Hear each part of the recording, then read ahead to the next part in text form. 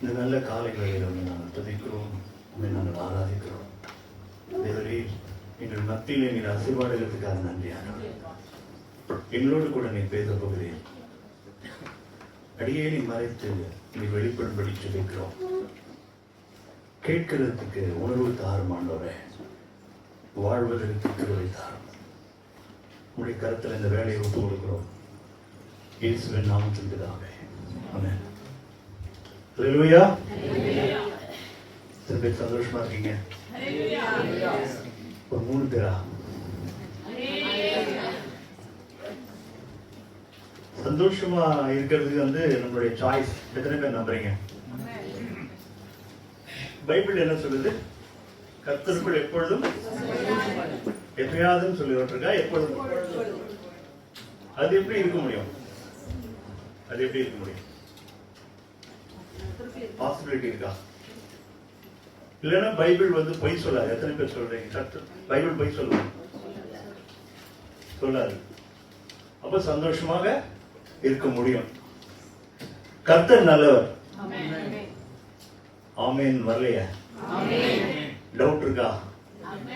ஒருவேளை நல்லவராகவும் இருக்கலாம், கெட்டவரா அப்படி இருக்கலாம். இல்லையில கர்த்தர் எப்பொழுதுமே நல்லவர். இன்னைக்கு ரக்ஷா சபைக்குன்னு ஆண்டவர் வார்த்தை வச்சிருப்பாரு. எத்தனை பேர் நம்புறீங்க? அப்படிதான் போய் ஆண்டவர்கிட்ட கேட்கறது. இந்த சபைக்குன்னு நீங்க வார்த்தை இன்னைக்குன்னு நம்ம ஏதோ பிளான் பண்றதெல்லாம் கிடையாது. யார் பிளான் பண்றா? ஆண்டவர் பிளான் பண்றார்.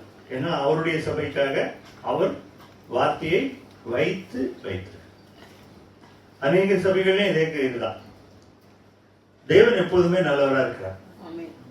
அத உறுதியா பதிச்சு வச்சிருக்கோம். அது கன்ஃபியூஸ் பண்ணக்கூடாது. தேவன் இன்னைக்கு நல்லவராகவும் நாளைக்கு கெட்டவராகவும் இருக்கிறது இல்லை. அவர் நேற்றும் இன்றும் என்றும் மாறாதவர். அதை நம்ம மறக்கவே கூடாது. நம்ம எல்லாம் பார்த்து பைபிள் உங்களுக்கு நிறைய கேள்வி கேட்பேன். உங்களுக்கு தெரிஞ்ச பதில நீங்க சொல்லலாம். இந்த பதில சொல்லிட்டதுனால பிரதர் தப்பா எடுத்துக்க போறாங்களோ, மற்றவங்களாம் தப்பா எடுத்துக்க போறாங்களோ அப்படின்னு நினைக்க கூடாது. சொல்றதுனால என்ன பண்ணா ஒரு இன்டராக்ஷன் மாதிரி, நானுமோ ஒரு பெரிய ஆள் மாதிரி இங்க இருந்து பிரசங்கம் பண்ற மாதிரியும் நீங்க எல்லாம் கேட்கிற மாதிரியும் அப்படி இருக்கக்கூடாது. ஒவ்வொருவரையும் நேசிக்கிறதுனால ஆண்டவர் இன்றைய வரைக்கும் ஜீவனோடு வச்சிருக்காரு. எத்தனை பேரு ஆண்டவருக்கு நீங்க நன்றி சொன்னீங்க? பிரேயர் பண்ணீங்களான்னு கேட்கல, நன்றி, வெறும் தேங்க்ஸ் சொன்னீங்களா? எதுக்கு?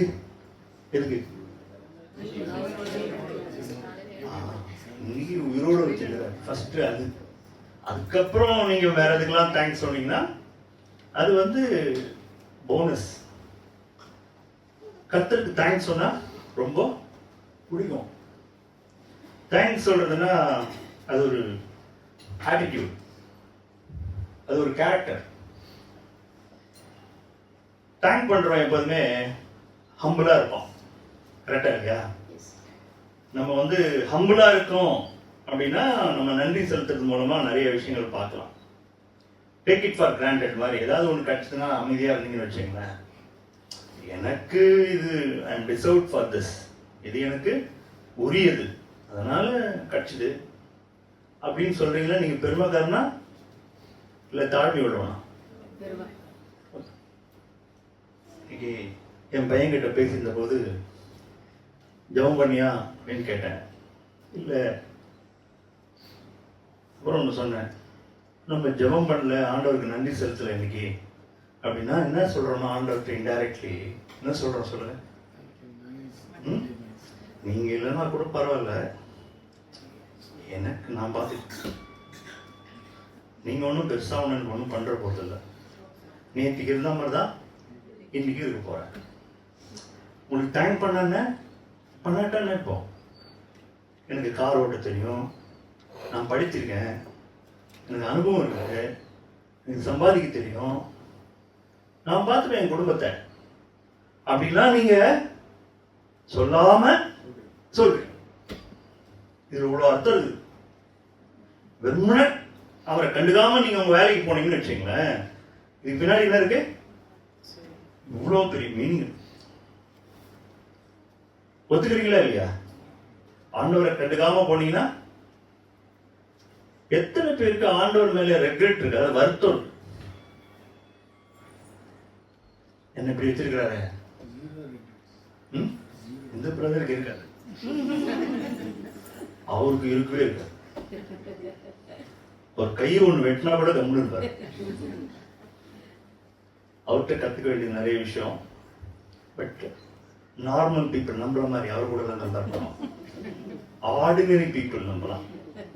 நான் யாருக்கெல்லாம் வருத்தம் இருக்கு சும்மா சொல்லலாம், தப்பு கிடையாது. கொஞ்சம் வருத்தம் இருக்கிறதுனால பொய் சொல்லக்கூடாது, நல்லவங்க மாதிரியே இருக்கக்கூடாது. நீங்க பரிசுத்தவான்கள் சபைனா நிஜமாவே பரிசுத்தவான்களா மாதிரி இருக்கு. இப்போ வருத்தம் இருக்குங்க, வருத்தம் இருந்தாலும் ஆண்டவர்கிட்ட போய் தெரிவிக்கலாம்.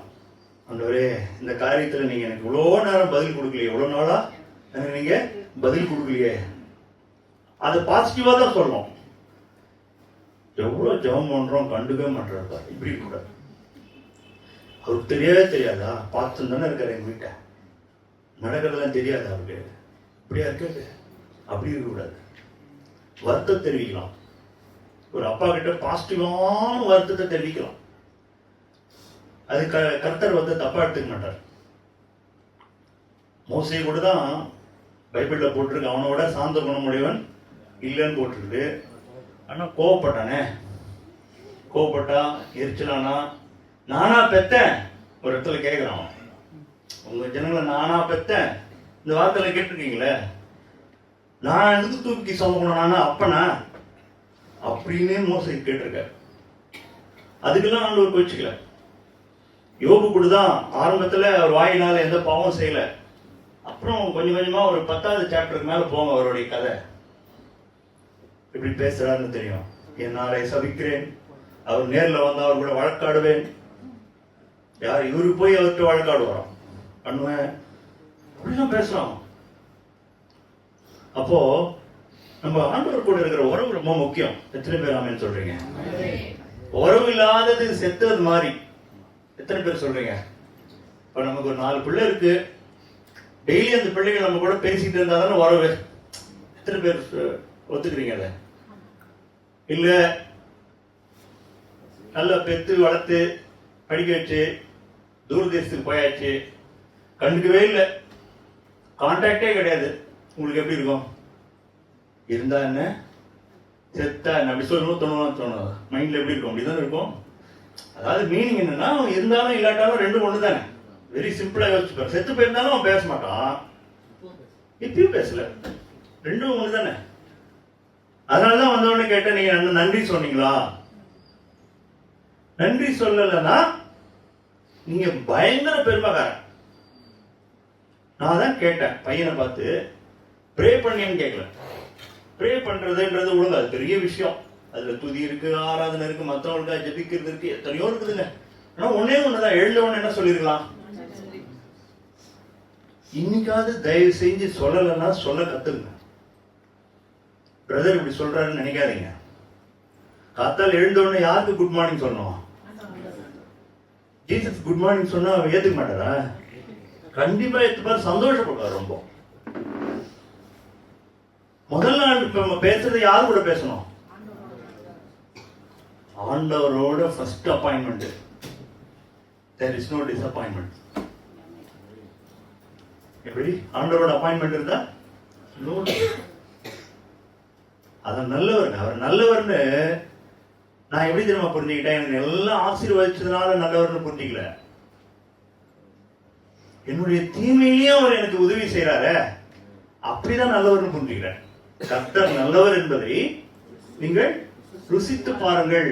வந்தா அதை தருவார், இதை தருவார். இயேசு கிட்ட வந்து அதெல்லாம் கிடைக்கும், கடன் எல்லாம் போயிடும், வியாதியெல்லாம் சுத்தமாயிடும். நீங்க ரொம்ப பிரமாதமா இருப்பீங்க. குடுகுடுப்பாண்டி காஸ்பல் பார்த்துருக்கீங்களா? அது மாதிரி எல்லாம் நல்லபடியா நடக்கும், நல்ல காலம் பிறந்துச்சு. பார்த்துருக்கீங்களா? அது குடுகுடுப்பாண்டி காஸ்பல் எல்லாமே நல்லதுதான் சொல்லுவோம். பார்த்துருக்கீங்களா? என்னைக்காவது வந்து குடுகுடுப்பாண்டி தப்பா சொல்லியிருக்கேன்னா நான் கிடைக்காது, எல்லாம் சில்லற கிடைக்காது. அந்த இதெல்லாம் கிடையாதுங்க. கர்த்தர் நல்லவன்னு நம்மளாம் எப்படி புரிஞ்சுக்கணும்? எப்படி புரிஞ்சுக்கணும்? உன்னை நல்ல வேலையில வச்சதுனாலயா? அவர் நல்லவர்ன்றதுக்கு ஒரு சாட்சி போதும். பைபிளே சொல்லியிருக்காரு. என்ன? நம் பாவிகளா இருக்கையில் நம்மை நேசித்ததுனால அவர் நம்மேல் வைத்த அன்பை. யாராவது கெட்டவனை போய் நேசிப்பானா? Exchange offer. எது எக்ஸ்சேஞ்ச் ஆஃபர்? கெட்டதுக்கு நல்லது கொடுக்கிறார். எத்தனை பேர் நன்றி உள்ளவர்கள் இருக்கீங்க? கெட்ட விஷயத்துக்கு நல்லது கொடுக்கிறார் கர்த்தர். கெட்டவர்கள் நாமெல்லாம், நமக்குள்ள நல்லது இல்லை. கரெக்ட் தானே? நன்மையேதும் நீதிமான் ஒருவனாகிலும் எல்லாரும் பாவம் செய்து தேவ மகிமை அற்றவர்களானோம். அவனவன் தன் தன். சரி, நன்றி ஒன்று சொல்லிட்டேன். இப்போ நூலுக்கு வர, அவனவன் தன் தன் வழியிலே போனான். கர்த்தருடைய பார்வையில் இது எப்படி இருக்குது? உன் வழிகளிலெல்லாம் கர்த்தரை நினைப்பாயாக. Acknowledge him in all your ways. அப்படின்னு என்னது? இப்போ நான் ஒரு காரியத்தை எடுக்கிறேன். இப்போ எதுலெல்லாம் நம்ம பெருமவாதி அப்படின்னு காட்டணும். ஒன்று சொன்னேன், எழுந்தவொடனே அவருக்கு நன்றி கெட்டத்தனமா நம்ம பாட்டும் பல் தேய்ச்சிட்டு குளிச்சுட்டு கிளம்பி நம்ம வேலையை பார்த்தா என்ன சொல்ல வரோம்? நீங்க இருந்தாலும் இல்லாட்டாலும் எனக்கு கவலை இல்லை அப்படின்னு சொல்ல வரும். அது ஒரு பெருமைவாதம், பெருமைத்தனம். இன்னொன்னு, அவனவன் தன் தன். இப்போ கர்த்தருக்கு காத்திருப்போர் வெட்கப்பட்டு. ஏன் சொல்றோம்? கர்த்தருக்கு காத்திருக்கிறவர்களா யாரு? யாரு? உங்க வழியெல்லாம் கர்த்தருக்கு ஒப்புவிக்கிறீங்க. எனி டெசிஷன், அது உங்க படிப்பா இருக்கலாம், வேலையா இருக்கலாம், எது ஒன்னாலும் இருக்கலாம். என்ன பண்றோம்? ஆண்டவர்கிட்ட போய் ஒரு அப்பாட்ட சொல்றது போல, அப்பா இது உமக்கு சித்தமா? ரோமன் சாப்டர்ல வாசிக்கிறோம் 12வது அதிகாரத்துல, உலகத்திற்கு ஒத்த விஷயம் தெரியாமல் அவருடைய நன்மை பிரியம் பரிபூர்ணமான சித்தம் இன்னதென்று அறியத்தக்கதாக மனம் புதிதாகிறதுனாலே மறுரூபமாகுங்கள். அதுல என்னென்ன போட்டிருக்கு? நன்மை பிரியம் பரிபூர்ணமான சித்தம் என் வாழ்க்கையில என்ன ஆகணும்னு யார்கிட்ட கேட்கிறோம்? அப்படி கேட்காம பண்ண அவனவன் தன் தன் வழியில போறோம்னா, அது ஸ்பிரிச்சுவல் மேட்டரா இருக்கலாம், உங்க வேலையா இருக்கலாம், எதா இருக்கலாம். ஆண்டவர் பாதத்தில் போய், ஆண்டவரே இதை குறித்து என்ன நீங்க என்ன நினைக்கிறீங்க? உங்களுடைய சித்தம் என்ன? அதன் வழியில் என்ன நடத்தும்? உங்களுக்கு சித்தத்தெல்லாம் கண்டுபிடிக்கிற அளவு பெரிய தீர்க்க தரிசிலாம் கிடையாதுன்னு வச்சுங்களா. நீங்க எல்லாரும் அப்படித்தான். உடனே கர்த்தர் சித்தம் இன்னைக்கு சொல்லிட்டார், ராத்திரில வந்து சொல்லிட்டாருன்னு சொல்ல முடியாதுல்ல. அப்போ காத்திருக்கிறதுன்னு ஏதோ ஒண்ணு வருது இந்த இடத்துல. கர்த்தருக்கு காத்திருக்கிறவர்கள் புது பலன் அடைந்து. அப்போ காத்திருக்கிறதுன்னு ஒண்ணு வருது இல்ல, ஏதோ ஒண்ணு காத்திருக்கிறதுன்னு வருது இல்ல நம்ம வாழ்க்கையில. அது என்னது? எடுத்தோம் கவிழ்த்தோம் நம்மளே செய்யாம அவரு சொன்னா சரி, இதுக்கு சமாதானமா இருக்குதா, இதை நான் செய்வேன். அப்படி இல்லைன்னா வெயிட் பண்ணுவேன். அதாவது சிக்னல் மாதிரிங்க. Red, orange, green. கிரீன் என்னது உங்களுக்கு தெரியும்? கோ. ரெட்னா என்னது? ஆரஞ்சு தான் நமக்கு நிறைய நேரத்தில் கிடைக்குது. என்ன சொல்லுங்க? வெயிட். போலாமா வேணாமான்னு சொல்றேன். போலாமா வேணாமான்னு சொன்னா நீங்க போனீங்கன்னா என்ன ஆகும்? ஒருவேளை இந்த பக்கம் வண்டி அவனுக்கு சிக்னல் விழுந்திருக்காது, உங்களை அடிக்கிறதுக்கு வாய்ப்பு இருக்கு. அப்போ நம்ம பாதையிலலாம் ஆபத்து இல்லாம விக்கணமின்றி போனோம்னா யாரோட துணை வேணும்? ஏன்னா அவர் மேலேருந்து பாக்குறாருங்க உங்க வழிய. உங்களுடைய அந்த டிராபிக் இருக்கு, அவர் யார் பாக்குறா? மேலேருந்து ஏரியல் வியூல இருந்து பாக்குறாரு. அவருக்கு தெரியும் நீங்க முன்னாடி இன்னும் ஒரு வருஷத்துல இந்த பிரச்சனை வரும்னு.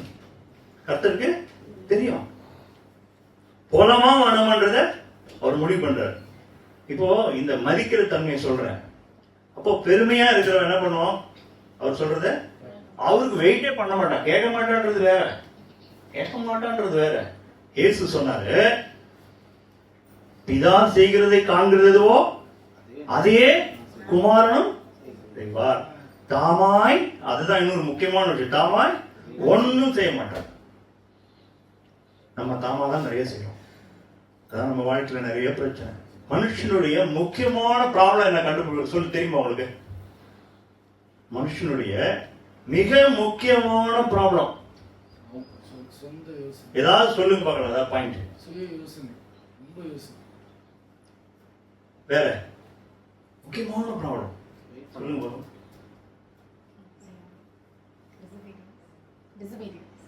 Sorry, disobedience.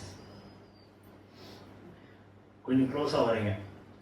மெய்யான ப்ராப்ளம் என்ன தெரியுமா? அவனுடைய ப்ராப்ளம், மனுஷனுடைய முக்கியமான பிரச்சனை என்னன்னா அவனுடைய பாவம். எப்படி சொல்லுங்க? அவனுடைய பாவம். பாவம்னா எல்லாரும் ஐயோ பாவம், அது கிடையாது. கர்த்தர் சொல்ற பாவம். பாவம்னா என்னது சொல்லுங்க?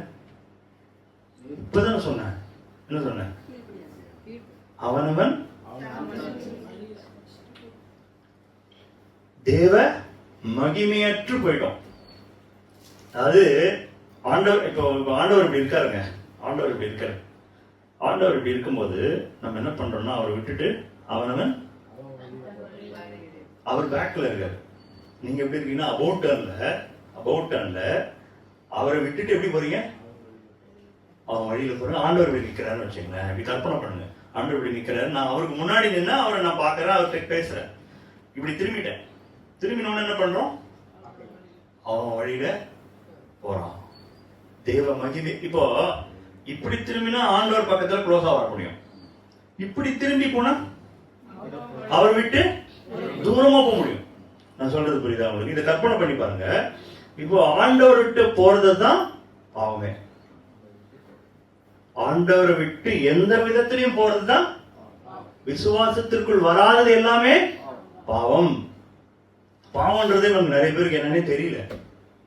பாவம்னா நம்ம ஏதோ விபச்சாரம் பண்ணா பாவம், திருட்டா பாவம், அது பாவம், இது பாவம் நினைக்கிறோம்.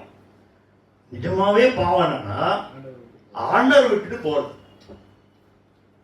ஆண்டவர் விட்டு எப்படிலாம் போனா? இப்பதான் சொன்னேன், ஃபர்ஸ்டே போயிட்டீங்க. என்ன நன்றியே சொல்லல, முடிஞ்சு போச்சு. ஃபர்ஸ்டே அவர் விட்டுட்டு போயிட்டீங்க, கிளம்பிட்டீங்க. நீங்க இருந்தாருங்க, லேட்டா போங்க. இன்னைக்கு எனக்கு 1000 வேலை இருக்குது. எப்படி? எனக்கு 1000 வேலை இருக்குது. நான் போனோம். உங்க கூடலாம் ஒரு 1/2 மணி நேரம் உட்காந்து பேச முடியுமா? அதுக்குள்ளேயே எத்தனையோ வேலை செய்யலாம். கரெக்டா இல்லையா? சம்பாதிக்கணும், குடும்பம் நடத்தணும், இவ்வளவு விஷயம் இருக்குது. உங்க வார்த்தையை உட்காந்து படிச்சுங்க, ஏதாவது கிடைக்குமா? வேற ஏதாவது பண்ணலாம். எனக்கு ஆபீஸ் டைம் ஆகுது இல்ல? எவ்வளவு மனவேதனை இருக்கும் ஆண்டவருக்கு. யோசிச்சு பாருங்க. நம்மளை ரட்சித்தவருக்கு ஒண்ணு இல்ல. ஆண்டவரோட கடைசி ஜெபம் சிலுவையில் அறையத்துக்கு முன்னாடி என்ன கேட்கிறாரு? இந்த பாத்திரம் என்னை விட்டு அகலக்கூடுமானால், ஆனாலும் என்னுடைய சித்தம் அல்ல உம்முடைய சித்தத்தின்படி ஆக கடவுள். அந்த பாத்திரம் சொன்னாரு. அது என்ன தெரியுமா உங்களுக்கு? யாருக்கா தெரியுமா? இந்த பாத்திரம் என்னை விட்டு அகலட்டும்.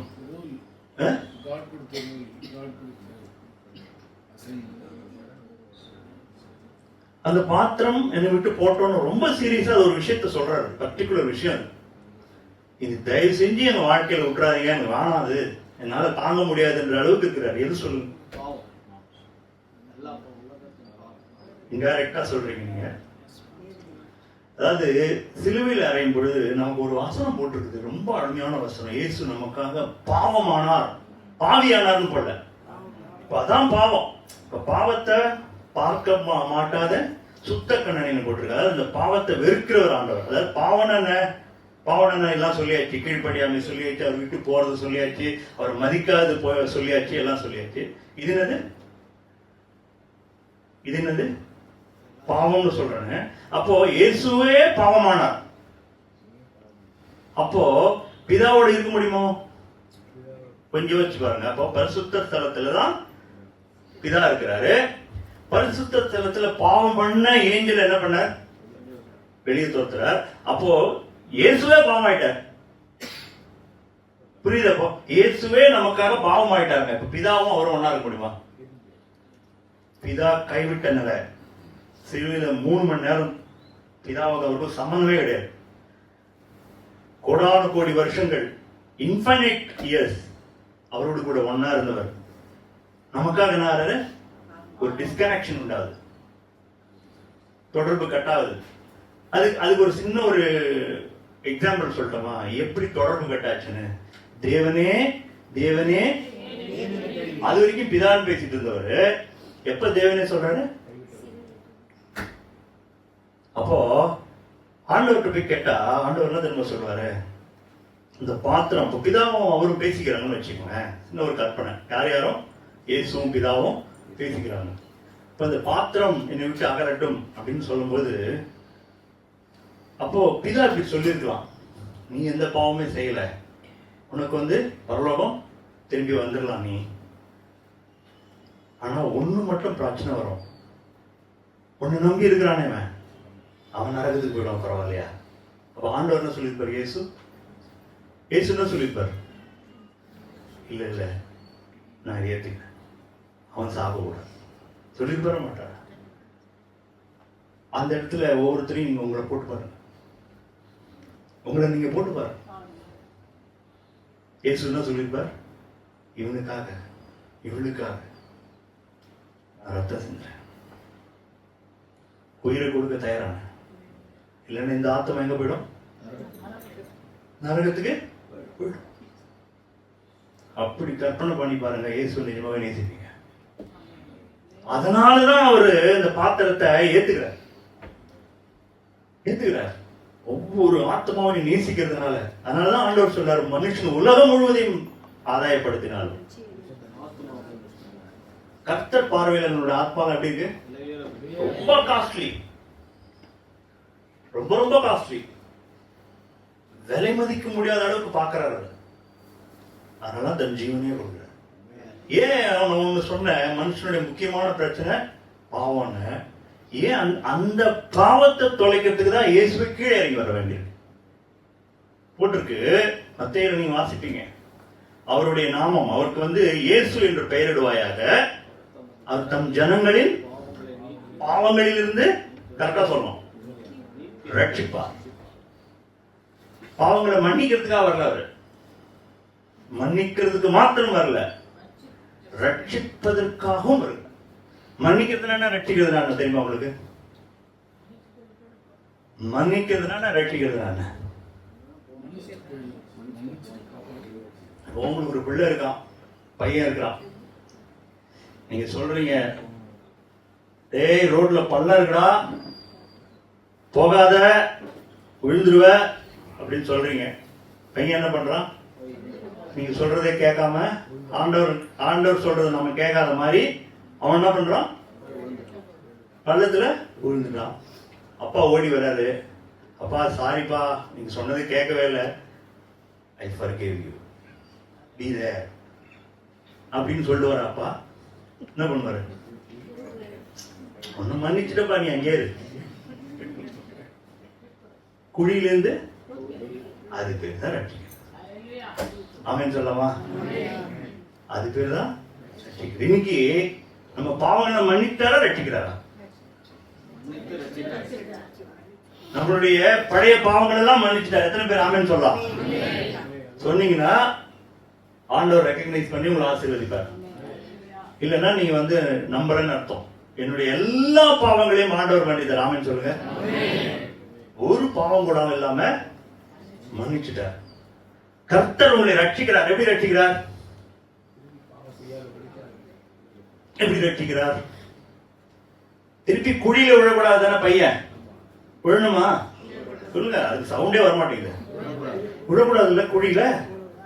பெரிய குழியா வந்து என்ன பண்ணுவீங்க? 100 அடிக்கு ஏதோ 10 அடி விழுந்தான், கால் மட்டும் ஸ்நாச்சு இதாயிடுச்சு. ஒரு 100 அடி குழி என்ன பண்ணுவீங்க? போர்னு வச்சுங்க, பையன் பினிஷ். அப்போ கர்த்தருக்கு தெரியும் பாவத்துடைய விளைவு என்னன்னு. இன்னைக்கு பாவத்தோட விளைவு தான் நம்ம அனுபவிக்கிறோம். ஆக்சுவலா மெசேஜோட இன்ட்ரோடக்ஷன் தான் இப்ப சொல்லுவேன். பாவத்தோட விளைவு, பாவத்தோட விளைவு தான் பாவர்ட்டி, ஏழ்மை, சாபம். எல்லா அநியாயமும் பாவத்தினால வந்தது. நான் சொல்றது உண்மையா பொய்யா? எப்படி சொல்றேன்? பழைய ஏற்பாடு போயிடணும். ஆதாமும் ஆண்டவர் மட்டும்தான் இருக்கிறார். அவன் மனுஷன் தானே. அப்போ ஆதாமுக்கு என்ன கொடுத்தாரு? ஒரு பாலைவன ஏரியா கொடுத்தாரா? ஒரு டெசர்ட் லேண்ட், மண்ணு, நீங்க போய் எங்கேயாவது சாவு அப்படின்னா கொடுத்தாரா? சொல்லுங்க. அருமையான ஏதேன் தோட்டம், நதியெல்லாம் வர பாயுது, போட்டுருக்காங்க.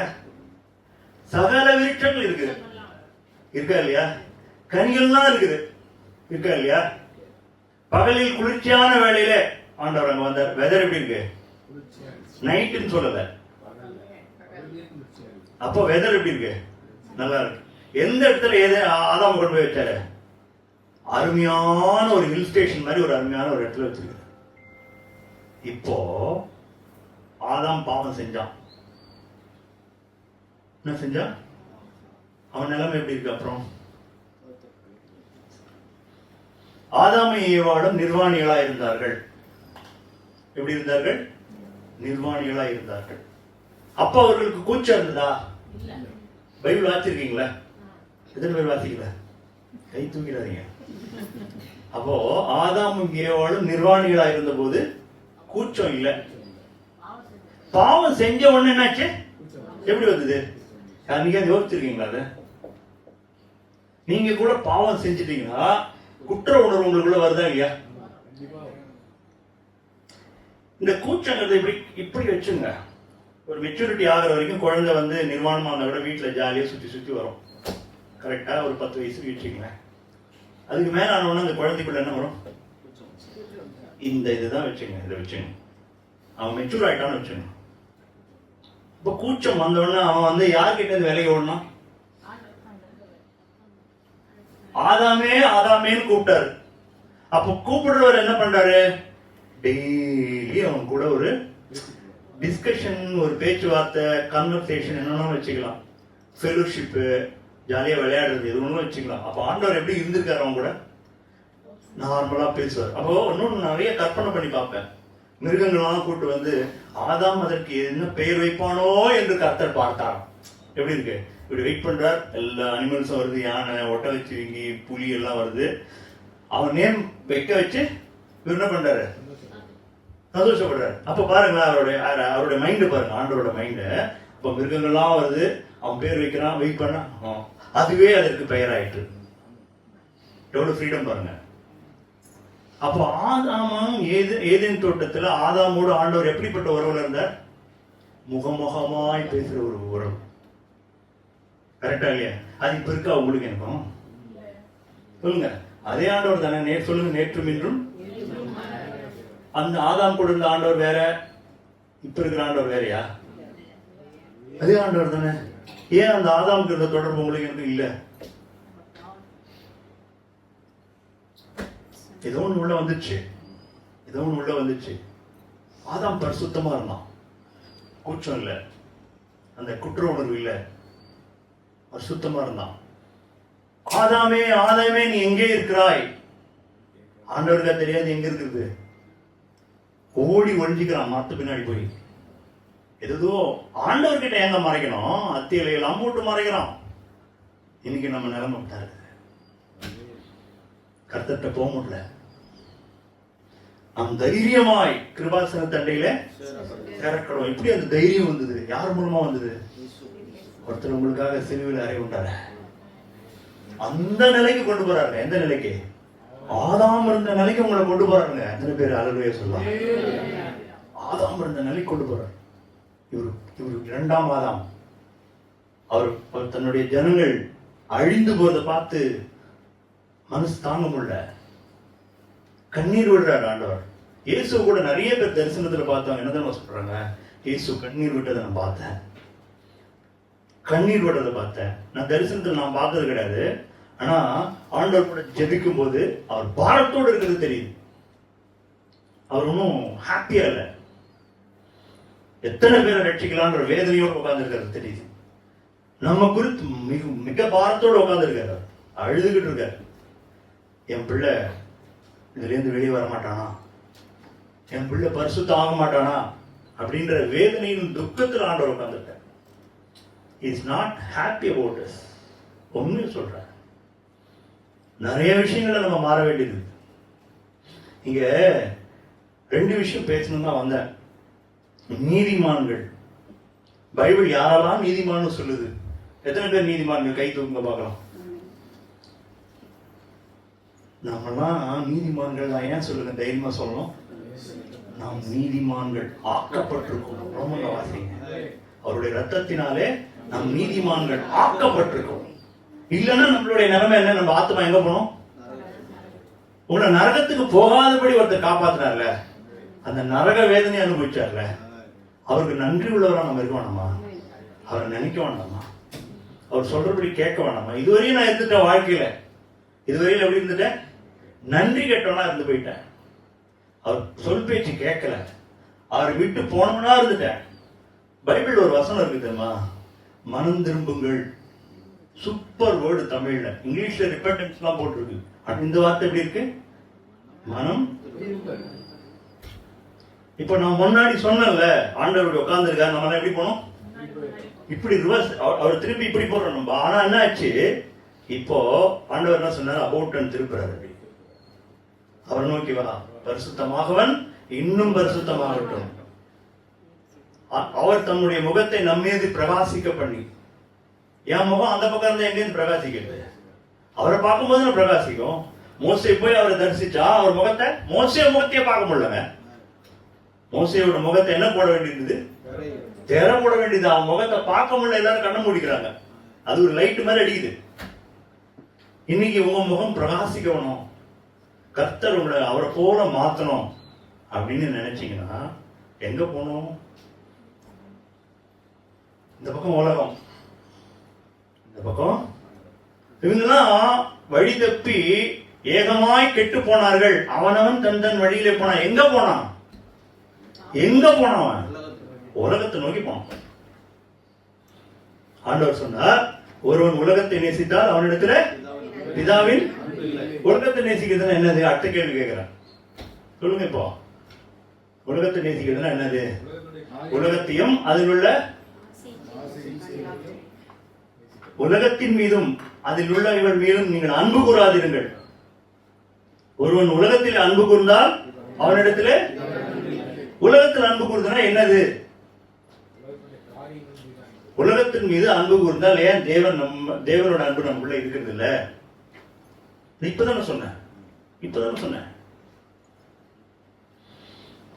அந்த கனிங்கிறது சாதாரணம் இல்ல, அது ஒரு பெரிய சப்ஜெக்டுங்க. நன்மை தீமை அறியத்தக்க கனி, அது ஒரு பெரிய சப்ஜெக்ட். அது உள்ள போனோம்னா அது பெரிய சர்மன் ஆகும். இப்போ பைபிள் சொல்லுது, நாம் யாரெல்லாம் பார்த்து நீதிமான் அப்படின்னு. யாரெல்லாம் பார்த்து நீதிமான்? நான் முதல்ல ஒரு கேள்வி கேட்டேன், எத்தனை பேர் நீதிமான்? ஒரு 4 பேர் தூக்குனீங்க. இப்போ 4 பேர் மட்டும்தான் ஆண்டவரால, மற்றவங்களாம் இல்லைன்னு நீங்களே சொல்றீங்க. ஆமென் சொன்னா சத்தியமா நல்லா கையை உடுத்து சொல்லுங்க. எனக்கு சொல்லல, இங்க இருந்து மேல இருந்து பாப்பார மாட்டாரா? எத்தனை பேர் ஆண்டவர் உங்களை பார்த்துக்கிட்டே இருக்கு நம்புறீங்க? அதுக்காக எத்தனை பேர் ஆண்டவர் என்னை பார்த்துக்கிட்டே இருக்கிறார்? கர்த்தருக்கு முன்னாடி நான் வாழணும். எத்தனை பேர் கை தூக்குறீங்க? அப்போ மனுஷருக்கு முன்பாக வாழ யாரை பிரியப்படுத்தணும்? எதுல யாரை பிரியப்படுத்தணும்? பக்கத்து வீட்டுக்காரியா, புருஷனியா, மனைவியா, இல்ல பாஸ்டரியா? ஆண்டவரை பிரியப்படுத்தினா போதும். அப்போ இன்னைக்கு நீதிமான்களை குறித்து பேசும்போது ஆண்டவர் ஒரு சில விஷயங்கள் ரொம்ப ஆச்சரியமா இருந்தது. நீதிமான்கள் யார், பாக்கியவான்களா? முதல் வசனம் வாசிக்கிறேன். ரோமருக்கு எழுதின நிருபம் 1வது அதிகாரம் 11வது வசனம் வாசிங்க.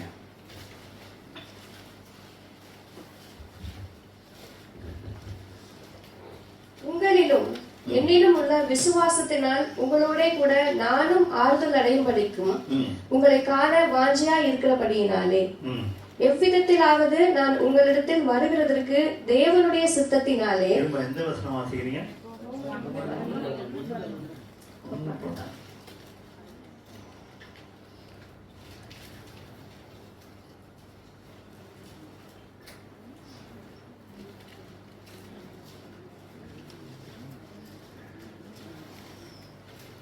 தப்பா நோட் பண்ணிருக்கேன் நான். அதாவது ஃபர்ஸ்ட் விஷயம் என்னன்னா, விசுவாசத்தினாலே நீதிமான் பிழைப்பான். இந்த வசனம் சொல்றதுக்கு அதை எடுத்தேன். விசுவாசத்தினால யார் பிழைப்பா?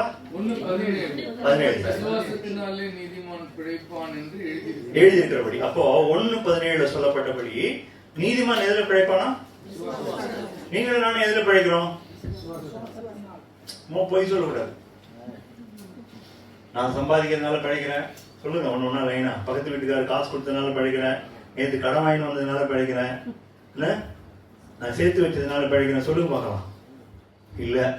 அப்போ யாரால பிழைப்பான் நீதிமான்? விசுவாசத்தினாலே நீதிமான் பிழைப்பான். இந்த வசனத்தை மறக்கவே மறக்காதீங்க. அப்ப நீதிமான் எதுல மட்டும்தான் பிழைக்கணும்? விசுவாசத்துல மாத்திரம் பிழைக்கணும். விசுவாசம் என்ன? அடுத்த கேள்வி. இது மாதிரி டஃப் கொஸ்டின் கேட்டா பதிலாம் வராது சொல்றாதீங்க. விசுவாசம் என்னது?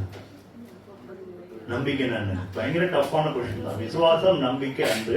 இதுல அன்பே பெரியது. விசுவாசம் அன்பு என்ன, நம்பிக்கை என்ன சொல்லுங்க பாப்போம். இன்னைக்கு ஒன்று கத்துன்னு போயிடுங்க. விசுவாசனானது, நம்பிக்கை என்ன சொல்லுங்க. அது இன்னொரு வசனம், அது வேற ஒரு வசனம். நீங்க எபிரேயருக்கு போயிட்டீங்க. உறுதியானது. ஹோப்ங்கிறது வந்து எதிர்பார்ப்பு. விசுவாசம் வந்து உறுதி. இப்போதைக்கு நம்பிக்கை என்ன உறுதி கிடையாதா?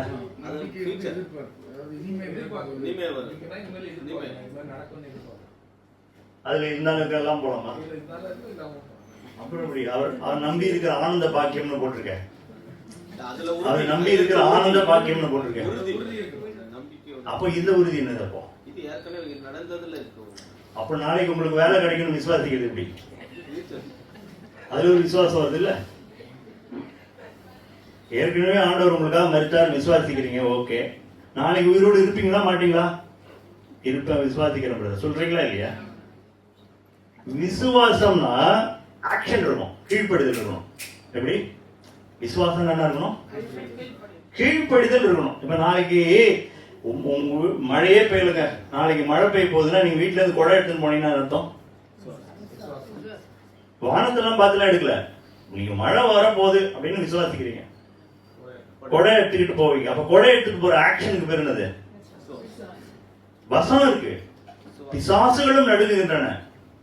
விசுவாசனா விசுவாசித்து பிசாசுகளும் நடுங்குகின்றன. நாம எப்படி விசுவாசிக்கணுமா? கர்த்தர் உண்டென்றும் அவரை தேடுகிறவர்களுக்கு பலன் அளிக்கிறார். விசுவாசிக்க வேண்டும். அதுதான் விசுவாசம். விசுவாசம் ஆக்ஷன் இருக்கும். நம்பிக்கைன்னா ஆக்ஷன் இருக்கு. நீங்க வெயிட் பண்ணுவீங்க. ஆனந்த பாக்கியம், ஆண்டவர் வரப்போற நம்பிக்கை இல்லையா? ஆண்டவர் வரப்போறார் நம்பிக்கை. அதுக்காக நீங்க ஒன்றும் பெரிய ஆக்ஷன் பண்ணல, அவர் வரப்போறார். பட் எவ்ரிடே விசுவாசத்தான வாழணும். விசுவாசத்தினாலே நீதிமான் பிழைப்பான். உங்க பிழைப்பே விசுவாசத்தில் வைக்கணும். அதுதான் ஆண்டவர் சொல்லியிருக்கார். 2வது வசனம், நீதிமொழிகளின் புஸ்தகம் 20வது அதிகாரம் 7வது வசனம் வாசிங்க. நீதிமான் எப்படி இருப்பான்? குயிக்கா முட்டிட்டு போயிட்டேன் நானு. நீதிமான் தன் உத்தமத்திலே நடக்கிறான். போறோம். எந்த உத்தமத்தில் நடக்கணும்? யோபுவை பார்த்து அவங்க மனைவி என்ன சொன்னாங்க? நீ இன்னும் உன் உத்தமத்திலே. உத்தமன் அடுத்த கேள்வி, திருப்பி கொஸ்டின் தான். உத்தமன் என்ன? நம்பிக்கை விட்டு காடுக்கும் கரெக்டான ஒரு அவருடைய விசுவாசத்தை விட்டு விலகாம இருக்கு. உத்தமனா நீங்க வந்து அவருக்காக எடுக்கிற ஒரு என்ன சொல்றது நற்கிரின்னு வச்சுங்களேன். ஒரு இப்படிதான் வாழணும்னு நினைக்கிறீங்க. நான் வந்து இனி இந்த பாவம் செய்ய போறதில்ல, இப்படிதான் இருக்க போறேன், தான தர்மம் பண்ண போறேன், நன்மை செய்ய போறேன், பொய் சொல்ல போறதில்ல. எத்தனை பேர் பொய் சொல்ல போறதில்ல? கையை தூக்க மாட்டான் பாரு. இப்படி நீங்க உத்தமமா இருக்கணும்னு நினைக்கிறீங்கல்ல, இந்த உத்தமத்திலே உறுதியா இருக்கணும்னா அர்த்தம் ஆண்டவர் கை விட்டார், இனிமே இதெல்லாம் கண்டுக்க மாட்டேன்பா வந்துருவோம் மைண்ட்ல. இவ்வளோ நாள் பாவம் செய்யாம இருந்த, இங்க என்ன கை விட்டாரு, பய இனிமேலாம் இதெல்லாம் இருக்கு, பொய் எல்லாம் பண்ணி ஜாலியா இருக்க போறேன் மனசுல நினைச்சிருப்பீங்க நீங்க.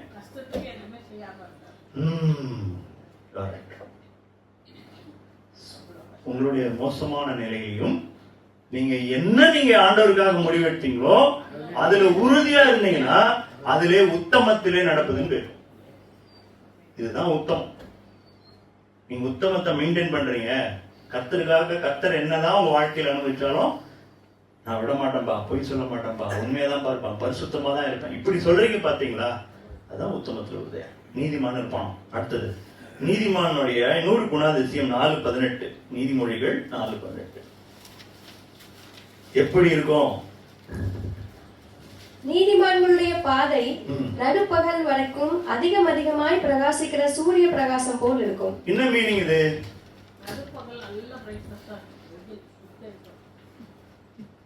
சுட்டெரிக்கலாம் நல்லா இருக்கு. என்ன சொல்ல வருதுங்க? ஏன் நடுப்பகலோட நிறுத்திட்டாரு? நடுப்பகலுக்கு அப்புறம் என்ன ஆகும்? சூரியன் டிமினிஷிங், குறைய. ஆனா நீதிமன்னுடைய பாதை எப்படி இருக்குமா? பிரகாசம் இன்க்ரீஸ் ஆயிட்டே போவோம். இன்னைக்கு நீங்க ஒரு பரிசுத்தமா வாழறீங்க, ஒரு கனி கொடுக்கிற மனுஷனா இருக்கீங்கன்னு வச்சுங்களேன், போக போக எப்படி இருப்பீங்க? இன்னும் பிரகாசம் ஏறிக்கிட்டே போகும். இன்னும் கர்த்தர் அதை பண்ணுவார் உங்க வாழ்க்கையில. ஒருத்தன் கனி கொடுத்தா என்ன பண்ணுவாராம்? அப்படிதான் அதிக கனிகளை கொடுக்கும்படி அவனை சுத்தம் பண்ணுகிறார். சுத்தம் பண்ணும்போது தான் நீங்க கத்துறீங்க. சுத்தம் பண்ணும்போது தான் கத்துறீங்க. நீங்க கத்திரிக்கோள் வச்சு கட் பண்ணும்போது கத்துறீங்க, வெயில் அடிக்கும் போது கத்துறீங்க. அதெல்லாம் கடைசியில என்ன வரும்? கனி வரும்போது சிரிக்கிறீங்க. அப்புறம் உங்க வாழ்க்கையில் நிஜமாவே ஆண்டவர் அதெல்லாம் பண்றாரு. இதெல்லாம் நீங்க சாதாரணமா வந்துடாது. உத்தமத்துல நிக்கிறது சாதாரணமா வந்துடாது. அவர் மேல இருக்கிற விசுவாசத்தினால உத்தமா இருப்பீங்க, அவர் மேல வச்சிருக்கிற அன்புனால உத்தமமா இருப்பீங்க, அவர் கனி கொடுக்கறதுனால நீங்க முறுமுறுக்காம கம்முன்னு இருப்பீங்க. உங்களை சுத்தம் பண்ணும்போது அமைதியா இருப்பீங்க. வாயை திறந்து இல்ல, வாயை திறக்காமே முறுமுறுப்ப நிறுத்திடுவீங்க. கர்த்தர் நல்லவர். எத்தனை பேர் சொல்லலாம்? 4வது காரியம் நீதிமொழிகள் 24:16. குயிக்கா போவோம். நீதிமான் 7 தரம் விழுந்தாலும் திரும்பவும் எழுந்திருப்பான். அது நீதிமானோட ஒரு அருமையான கேரக்டர். என்ன பண்ணுவானா, இது எனக்கு எத்தனையோ தடவை இந்த வசனம் இருக்குல்ல என்ன அப்படியே மோட்டிவேட் பண்ணிரு. நீதிமான் 7 தரம் விழுந்தாலும், இந்த 7 தரம்ன்றத நீங்க எப்போதுமே எபிரேய பாஷையில இந்த 7 தரம்ங்கிறது இன்ஃபைனைட்டுக்கு எடுத்துக்கலாம். 7 தடவை மன்னிக்கணுமான்னு கேட்கறாங்க பேதுரும். நீ 70 தடவை மன்னிங்க சொன்னாரா இல்லையா? அப்ப 7 தரம்ங்கிறதுக்கு நீங்க எப்படி எடுத்துக்கணும்? எத்தனை தடவை வேணாலும் எடுத்துக்கலாம். எத்தனை. அப்ப அவன் என்ன பண்ணுவான்? நீதிமான் 7 தடவை விழுந்தாலும், அது கெட்டாலும் மேன்மக்களே சங்கு சுட்டாலும். என்ன மீனிங் இருக்கு? கெட்டாலும் மேன்மக்கள். இந்த ஒரு வசனம் கேள்விப்பட்டிருக்கீங்களா? இவன் நீதிமான் தான், ஸ்டாம்புடு. கர்த்தர் நீதிமான். இப்ப தாவீது பாவம் பண்ணாரு, அதே தாவீதை பார்த்தா ஆண்டவர் என்ன சொன்னாரு? இவன் இருதயத்துக்கு புரியுதா அவங்க சொல்றது? அப்போ நீதிமான் 7 தடவை விழுந்தாலும் திரும்பவும் அங்கேயே இருக்க மாட்டான். He will bounce back. எழுந்து நின்று ஆண்டவரே என்ன மன்னிச்சிருங்கப்பா. எப்போதுமே தெரிஞ்சுங்க, பாவம் நீங்க செஞ்சிட்டீங்கன்னா உடனே எழுந்துருங்க. பிசாசு அங்கே உட்கார வைப்பாங்கள. நீ இவ்வளோ நாள உத்தமத்தில் இருந்திய, நீ விழுந்துட்டல, அது எது வேணாலும் இருக்கட்டும். அதை நான் நேம் பண்ண என்னுடைய வாயில சொல்லலை. எது வேணாலும் இருக்கட்டும் உங்க வாழ்க்கையில. கர்த்தருக்கு பயந்து அந்த பாவத்தை விடுறீங்களே, அது எது வேணாலும் இருக்கலாம். உடனே ஆண்டவர்கிட்ட வந்துடணும். யார்கிட்ட வரணும்? ஆண்டவர் அதுக்குதான் ரெடியா இருக்கிறார், மன்னிக்கிறதுக்கு ரெடியா இருக்கிறார். கெட்ட குமாரன் கதை எத்தனையோ தடவை என் வாழ்க்கையில மோட்டிவேட் பண்ணிருக்கு. அவன் நல்லவங்கலாம் இல்லைங்க, அவன் பண்ண காரியம்லாம் நல்ல விஷயமே இல்லை, ஒண்ணு கூட நல்லது கிடையாது. அவன் வாழ்க்கையில அவ்வளோ மொத்தமான காரியம். அப்பாவை முதல்ல பாகத்தை பிரிச்சதே பெரிய பாவம். அப்பாவை அவமானப்படுத்திட்டு எல்லார் மத்தியிலையும் என்னுடைய பாதி சொத்தை கொடுன்னு வாங்கிட்டு போனதே பெரிய தப்பு. அதுக்கப்புறம் துன்மார்க்கமா செலவு பண்ணது அதுக்கு தப்பு. எல்லாம் பண்ணி அவனுக்கு ஆகாரம் கிடைக்காத போது பஞ்சத்துல அடிபட்ட பிறகுதான் அப்பா ஞாபகம் வருது. அப்பயே அந்த அப்பா எப்படி இருந்தாரு? அப்பா அவன் தூரத்துல வரும்போதே அவனை கண்டுகிட்டாருன்னா அப்பாவோட கண்ணு எங்க இருந்துக்குது? பெரிய பிள்ளைய பத்தியா இருந்தது? சின்ன பிள்ளை கெட்டு போனானே அவன் எப்படா வருவான். இன்னைக்கும் ஆண்டவர் நம்மளை பார்த்து அப்படிதான் இருக்கு. எப்படி இருக்கிறாரு? எப்படா வருவான்? ஒரு பாவி மனம் திருந்த நிமித்தம் பரலோகம் மிகுந்த சந்தோஷம் உண்டாயிருக்குமா? இயேசு சொல்றாரு. எப்படி இருக்குமா? பரலோகத்துல மிகுந்த சந்தோஷம் எப்ப வரும் சொல்லுங்க? ஒரு பாவி மனம் திரும்பினானா. அது அது நனைஞ்ச பாவியா இருக்கலாம், நனையாத பாவியா இருக்கலாம். பாவின்னா போட்டிருக்குது. நீங்க மனம் திரும்புறேன், அன்னவரே நான் விழுந்துட்டேன், என்னை மன்னித்துங்க, பரிசுத்தமாக்குங்க, இனி நான் இது மாதிரி இருக்க மாட்டேன் ஆண்டவரே, எனக்கு இனிமே இது மாதிரி விழாதபடிக்கு எனக்கு உதவி செய்யுங்க ஆண்டவரே, நீங்க ரிட்டர்ன் ஆயிட்டீங்கன்னா கர்த்தர் உன்னை தூக்கிடுவார். அதுதான் நீதிமான் என்ன பண்ணுவான்? எத்தனை தடவை விழுந்தாலும் டமான்னு எழுந்து திருப்பி ஆண்டவர்கிட்ட ஓடி வந்துடுவான், பரிசுத்தமாயிடுவான். அஞ்சாவது, சங்கீதத்தின் புஸ்தகம் 118:15.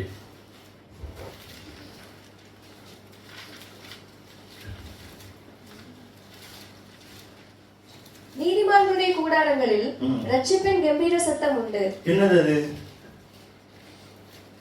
சொல்லுங்க பார்க்கலாம். நீதிமான் கூடாரத்தில் ரட்சிப்பின் கம்பீர சத்தம்னா என்னது? என்னது? Praise and worship. எப்படி இருக்கும்? எத்தனை வீட்டுல நீங்க வர்ஷிப் பண்றீங்க? கை தூக்குங்க பார்க்கலாம். கர்த்தரை நாங்க துதிக்கிறோம். எத்தனை பேர்? ஏன் மற்றவங்கள துதிக்கல? வேணுங்கிறீங்களா? துதிக்கப்பட தக்கவர் இல்லைன்னு நினைக்கிறீங்களா? ஏன் அவருக்காக ஒரு அரை மணி நேரம் செலவழிக்க முடியாதா? அவர் பாட்டு பாடி துதிக்க முடியாதா? என் பிள்ளைகள் ரட்சிக்கப்பட வேண்டாமா? ஏன் பண்றது இல்ல? கர்த்தர் உங்களை ரட்சிக்கலையா? குடும்பத்தை ஆசீர்வதிக்கலையா? ஏன் அவருக்காக கொஞ்ச நேரம் செலவழிக்க கூடாது? அவர் துதிக்க பார்த்துட்டு தானே. இந்த இடம் மட்டும்தான் ஆராதனைக்கு ஏற்ற இடமா? கூடாரம் நல்லது. உங்க வீட்டுல கர்த்தரை மகிமைப்படுத்தணும். அவர் நான் உங்கள் மத்தியிலே உலாவி நான் உங்கள் தேவனாயிருப்பேன். எங்கேயோ இங்கே உட்கார்ந்துருக்க மாட்டார் ஆண்டவர். தன் பிள்ளைகளோட தான் இருப்பார். அவரை மகிமைப்படுத்துற எந்த இடத்துல நான் இருப்பேன்றார்.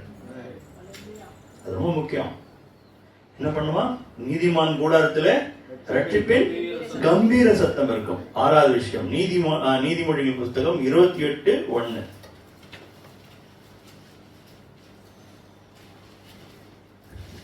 ஒருவனும் தொடாதிருந்தும் துன்மார்க்கர் ஓடி போகிறார்கள், நீதிமான்களோ சிங்கத்தை போலே தைரியமாய் இருக்கிறார்கள். போதுமா?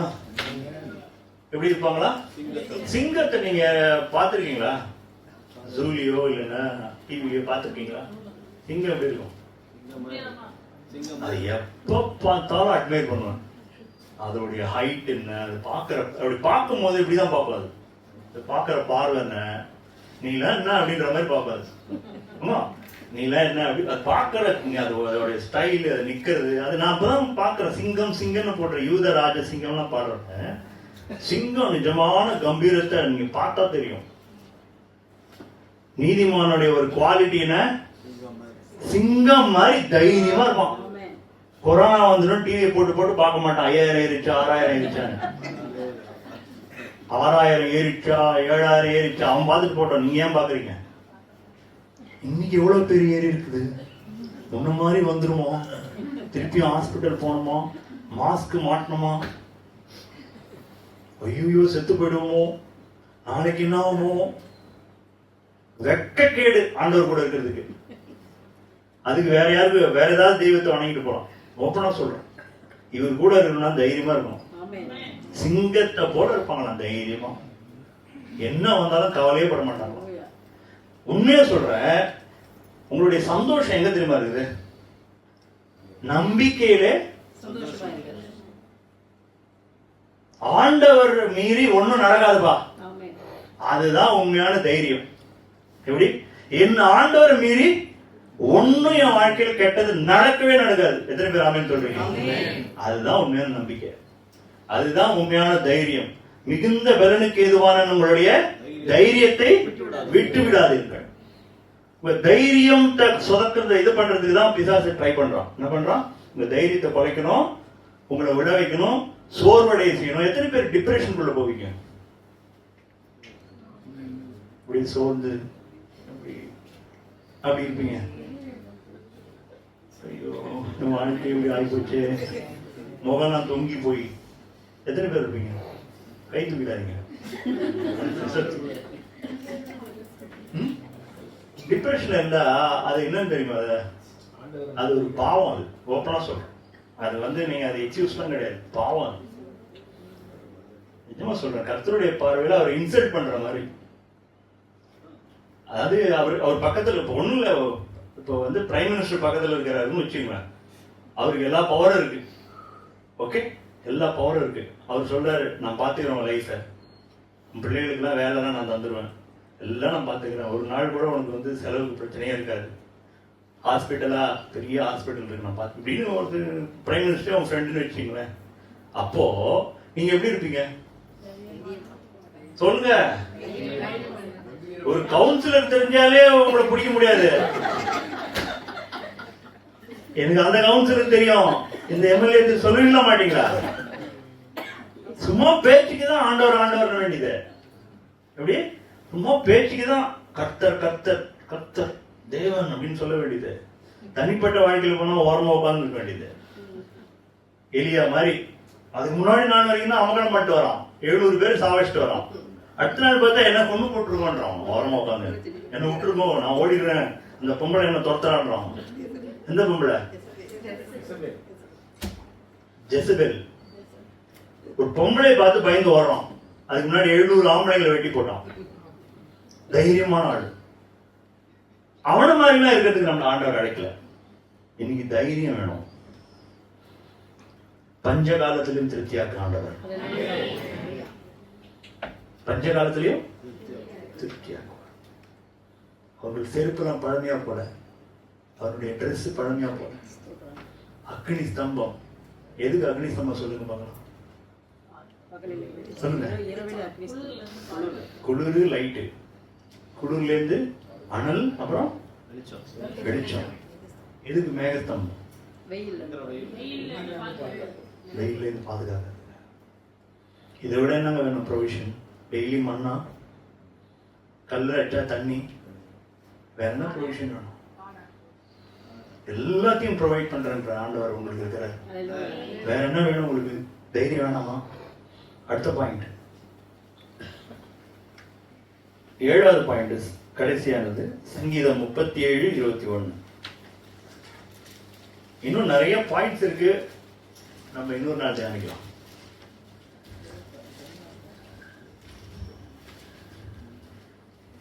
துன்மார்க்கன் கடன் வாங்கி செலுத்தாமல் போகிறான், நீதிமானோ இறங்கி கொடுக்கிறான். எத்தனை பேர் கடன் வாங்கி திருப்பி கொடுக்கல?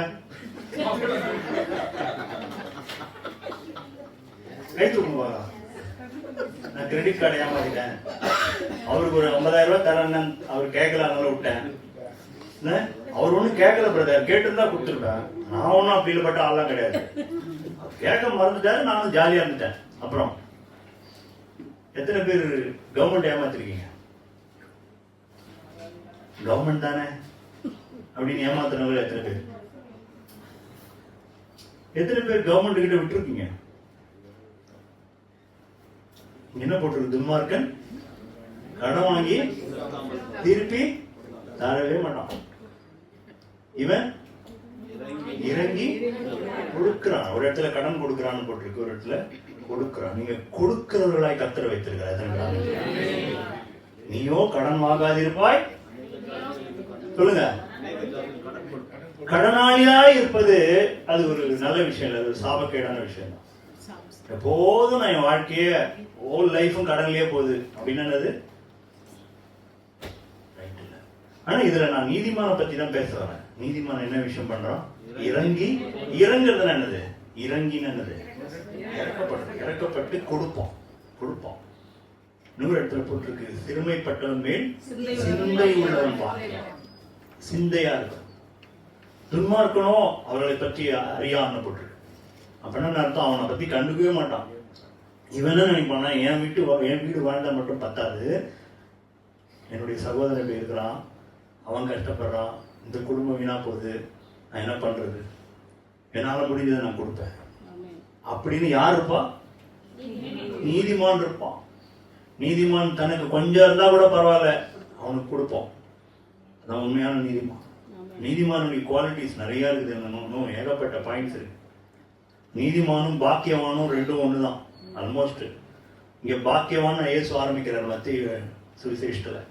பாக்கியவான் பாக்கியவான் பாக்கியவான் பாக்கியவான். யாரெல்லாம் பாக்கியவான் நாள் நம்ம தியானிக்கலாம். எத்தனை பேர் நீதிமானா இருக்க விரும்புறீங்க? ஆண்டவர் எனக்கு வேணும்னு எத்தனை பேர் விரும்புறீங்க? என் தேவன் வாழ்க்கையில் இன்னும் அதிகமாக கிரியை செய்யணும்னு எத்தனை பேர் விரும்புறீங்க? எழுந்து நிக்கலாம் எல்லாரும்.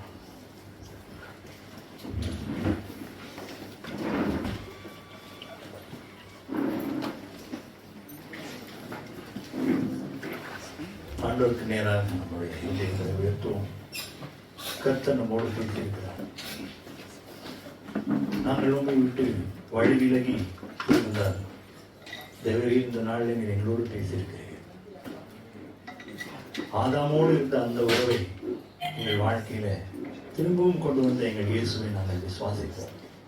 அவர் எனக்காக கல்வாரியில இந்த மரணத்தை ருசி பார்த்தாரே, நான் என்னுடைய ஆத்மா நரகத்துக்கு போகாதபடி பிதாவோடு சேர்த்து வைத்தாரே, அந்த இயேசுக்காக நான் வாழ்வேன்.